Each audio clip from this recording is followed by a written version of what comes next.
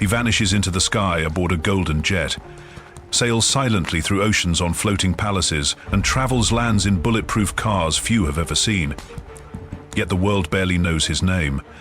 This is Sultan of Oman, one of the world's most secretive, powerful, and luxuriously moving monarchs. The rise of Sultan Hitam, the quiet heir with a global vision. He wasn't the loudest, he didn't seek attention, but when the legendary Sultan Qaboos bin Said passed away in 2020, Oman turned not to a warrior or a billionaire, but to a man of calm intellect and silent strength. Hitam bin Tariq al-Said. Born in 1954 into the royal Al Said dynasty, Hitam grew up surrounded by palatial wealth. His family's estates in Muscat alone were valued at over $300 million, with priceless Omani antiques, rare manuscripts, and ceremonial jewels passed down over generations. Yet he never flaunted his privilege. Instead, he pursued quiet excellence. At Oxford's Foreign Service program, a single year of tuition and royal accommodations cost upwards of $150,000, but what he gained was far more valuable: a Western diplomatic education rooted in global understanding. There, he studied not just history and politics, but how empires fall when pride overshadows prudence. For nearly 2 decades, he served as Minister of Heritage and Culture, overseeing multi-million-dollar restoration projects. Under his guidance, over $200 million was spent preserving Omani forts, sponsoring national artists, and reviving ancient architecture. Initiatives that didn't make headlines, but fortified identity. When Sultan Qaboos died with no heirs, a sealed envelope revealed Hitam as successor. A transition so seamless, it stunned the region. No coup, no clash, just protocol, dignity, and a new sovereign stepping forward. But he wasn't. Qaboos too. Hitam launched a $15 billion Vision 2040 initiative, modernizing infrastructure, digitizing government, and welcoming foreign investment, while keeping Oman's deeply rooted neutrality untouched. He didn't abandon tradition, he scaled it with precision. From Oxford stone halls to royal corridors in Muscat, from quiet diplomacy to sovereign command, Sultan Hitam didn't seize power, he was chosen by it. And that is the most dangerous kind of ruler. The one who never had to shout. The Royal Aviation Fleet, where the sky belongs to one man. To most, it's just a jet streaking across the sky, but when Sultan Hitam of Oman takes flight, it's not mere travel, it's sovereign presence in motion. His private aviation fleet is among the most luxurious in the world. Not planes, but flying palaces built for power, privacy, and precision.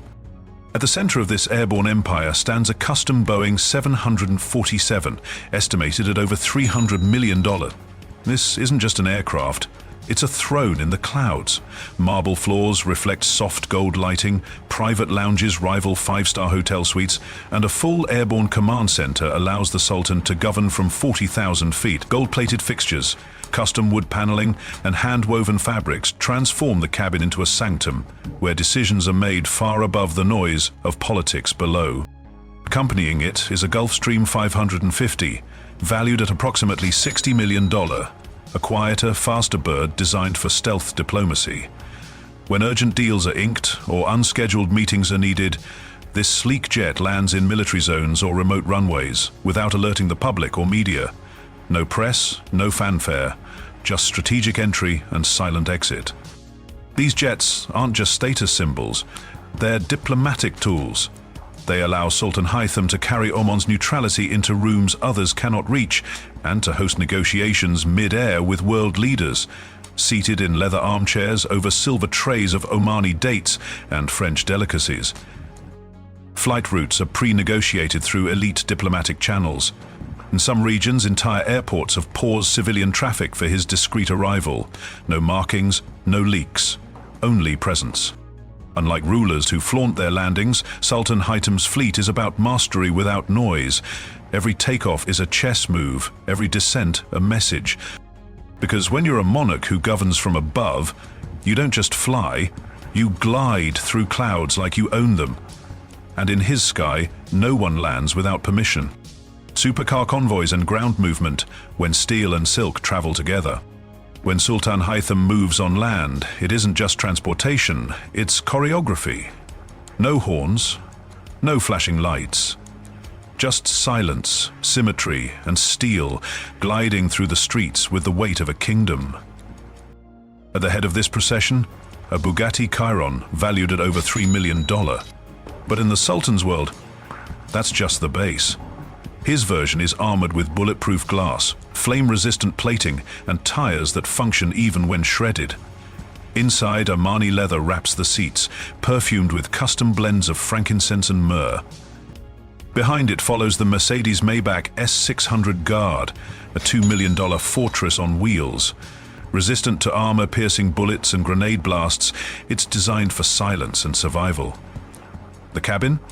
Lined with Kevlar, climate-controlled to perfection. Then there's the Rolls-Royce Silver Shadow, estimated at $1 million vintage on the outside, modernized within. A nod to British royalty, re-engineered for Middle Eastern power. Even its leather stitching reflects Omani tribal patterns, a royal signature in motion. But this isn't just about the cars, it's about the message.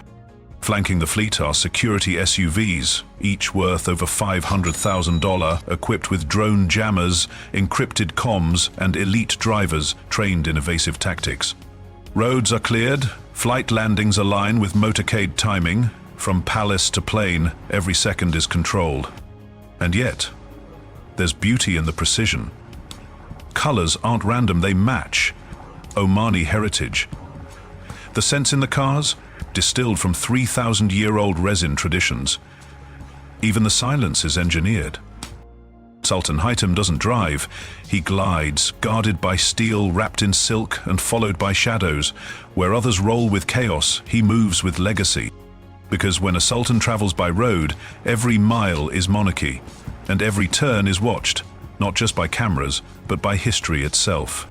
Yachts fit for a sultan, floating kingdoms of silence and power. Sultan Haitham doesn't simply cruise the oceans, he rules them. At the heart of his maritime dominion is the Al Said, a super yacht valued at over $600 million. Measuring an astonishing 508 feet, it's longer than a football field and grander than most royal palaces. On board is a concert hall fit for a 50-piece orchestra, a private spa wing adorned in Italian marble, a helipad for aerial arrivals, and velvet-draped royal suites that shimmer under gold-plated ceilings. When it sails the Arabian Sea, it doesn't float, it commands. Then there's the Fulk al-Salama, another jewel of the Sultan's fleet, worth approximately $300 million. Stretching beyond the length of many naval destroyers, it's designed not for display, but diplomacy. It's a floating embassy. But this fleet represents far more than indulgence. It carries a legacy. Oman's history is written on water. From the 8th century onward, Omani ships ruled trade routes between Zanzibar, India, and the Gulf. That maritime heritage lives on in the Sultan's yachts. Every element, from carved teak decks to design motifs echoing ancient dhow sails, pays tribute to seafaring ancestors who once steered empires across oceans. Yet tradition meets power. These yachts are protected by naval-grade armor, satellite-encrypted comms, anti-drone defense, and classified counter-surveillance systems. Security is tight. Movements are unannounced, their positions cloaked. From Muscat to the French Riviera, these floating sanctuaries dock beside billionaire yachts, yet always remain untouched, unreachable, and unknowable. Because Sultan Haitham's yachts are more than luxury vessels. They are sovereign territory. They are legacy wrapped in steel, diplomacy carved into mahogany, and silence that speaks louder than any parade. In the world of ocean opulence, some own yachts, others rule them, and when the Sultan sets foot on board, even the waves know who's king. Secret palaces and overseas residences, where stone speaks for a king. To know a king, don't listen to his speeches, walk through his halls. Sultan Haitham of Oman does not rule from one palace, but from an empire of stone and silence. Every residence is a mirror of his soul, discreet, commanding, and steeped in legacy. At the heart of Muscat stands the iconic Al-Alam Palace, valued at over $1 billion. Draped in sapphire blue and regal gold, its facade is poetry in geometry. Inside, Mosaic corridors, Italian marble floors, and golden chandeliers from Venice offer more than opulence, they offer reverence. It's not a place for noise. It's a palace where authority walks barefoot on silk. But Al-Alam is only one chapter. Scattered across Oman's deserts and cliffs are hidden royal compounds, many never seen by the public. Behind rose gardens and ivory gates lie private mosques, royal libraries, marble swimming pools, and helipads disguised as water features. Some serve as state residences. Others, like the Al Husn Palace, are for sacred family gatherings. Combined, these properties are estimated to exceed $3 billion in value. His reach extends far beyond Oman. In Switzerland, a rumored $40 million alpine retreat rests quietly among snow-draped pines, hosting diplomatic getaways and royal holidays. In France, a $60 million chateau in the hills near Provence is said to serve as a private escape, fortified, serene, and surrounded by vineyards. In Southeast Asia, intelligence whispers of a walled villa estate, protected from drone surveillance, watched only by the treetops. Inside, Omani craftsmanship meets global sophistication. Hand-carved doors from Nizwa, Persian carpets worth over $500,000, and smart security systems hidden behind 12th century architectural motifs. It's a marriage of heritage and high-tech. These aren't just homes. They are instruments of image, stages of power, temples of quiet reflection. Where others show off their wealth, the Sultan lets his walls do the speaking. Because when you rule a kingdom that treasures silence, the most powerful things are built not to be seen, but to be remembered. Ceremonial attire and cultural representation when threads become thrones. Before a single word is spoken, Sultan Haitham makes a statement, not with speeches, with silk.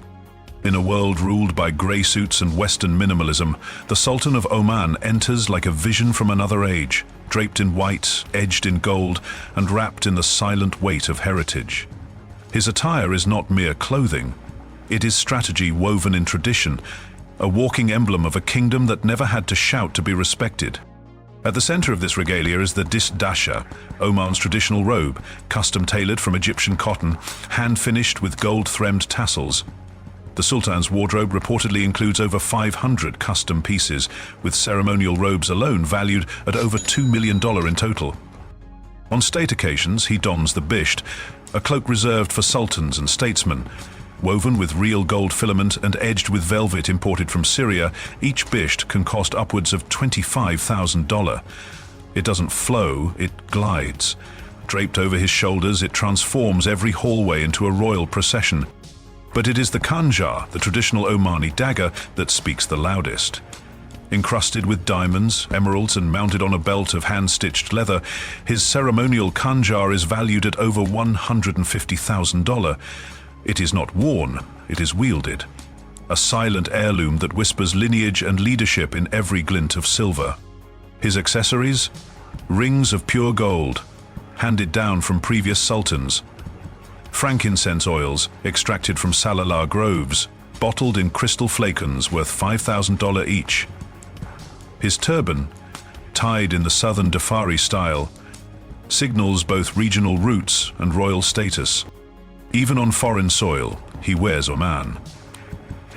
While others blend in, he stands firm, because his garments are not costumes, they're contracts. In Sultan Haitham's world, style is not luxury, it is legacy. And when he walks into a room dressed in history and draped in meaning, the room doesn't just notice, it bows. Diplomacy in motion, where gifts speak louder than guns. While others flex with fleets or posture at global summits, Sultan Haitham advances like a diplomat in silk, measured, precise, and impossible to forget. His influence doesn't echo through speeches, it flows through gestures, glances, and gifts. Where noise fails, grace prevails. And his travels? They are not public appearances, they are orchestrated rituals of quiet power. Wherever he goes, Oman's 50-year legacy of neutrality travels with him. In a Middle East fractured by alliances, Haitham offers something rarer than oil: trust. Whether he steps into Riyadh, Geneva, or New Delhi, he arrives not as a challenger, but as a bridge. Behind closed doors, he doesn't declare terms. He listens, and when he speaks, even rivals lower their voices. And then come the gifts. Each item is a diplomatic masterpiece, a silver-inlaid Kanjar dagger, handcrafted by master smiths in Ibri, valued at over $20,000, presented not as a weapon, but as a cultural pact. A frankincense chest, carved from 300-year-old wood and filled with resins harvested from Salala's sacred groves, worth $15,000, offered as a symbol of spiritual peace. Gold-threaded Nizwa textiles with patterns unique to Omani tribes, folded in lacquered cedar boxes costing over $10,000 apiece.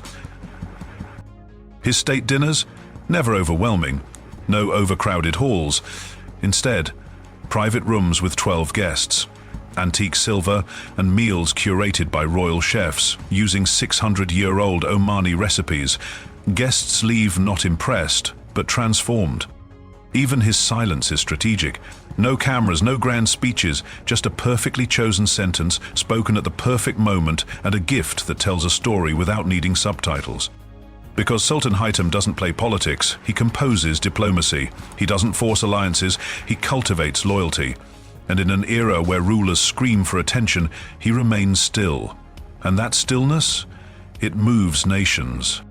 In his world, generosity is not a gesture, it's policy, and every gift he gives is more than a treasure. It's a thread in the fabric of peace. While the world watches louder monarchs flaunt their riches, Sultan Haitham glides quietly in unmatched opulence through air, sea, and guarded roads.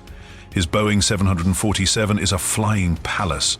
His yachts rival cruise liners, and every palace he enters tells a story of ancient elegance fused with modern command. But is this just wealth or strategic silence? In Oman, power whispers. Now, we want to hear from you. Which part of the Sultan's secret travels impressed you the most? The golden jet, the $600 million 0-cents yacht, or the legacy he's quietly building? Drop your thoughts in the comments, and don't forget to subscribe for more.